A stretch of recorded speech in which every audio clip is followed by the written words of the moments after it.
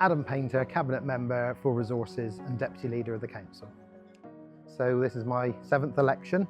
3 times before I've sat on the Cabinet, so 12 years as Cabinet experience. So I guess I've seen quite a lot and probably the longest serving member on the Council currently. So hopefully that experience, along with living and working in Cornwall all my life, helps bring something to the position that I now hold.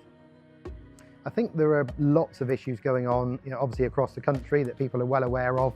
Housing is an issue across the country, something that we really need to look at. Potholes are a big issue, certainly in rural areas like mine, as well as jobs and making sure that people have got money in their pockets, and the cost of living crisis, which is still ongoing as far as people finding it really tough. So there's lots of issues for the council to address. So also on the doorstep, I did have people ask me about the council's debt and the financial situation of councils. We've seen councils around the country effectively going bankrupt and having to be bailed out by central government. Cornwall's a long way away from that.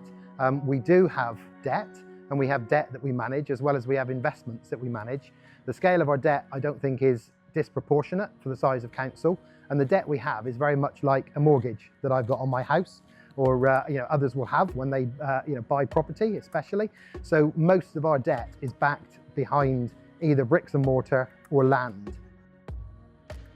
So one of our other priorities is just using common sense language, and also common sense decision making. So that refers to our finances as well, to make sure that we are making those sensible decisions and making sure that we use our resources wisely, and that includes our money. My money I pay as council tax, as well as residents paying their council tax and paying other taxes that contribute, and other fees and charges that contribute to the money that we spend in Cornwall for Cornish people. So we want to make sure that those resources are used as well as they possibly can be.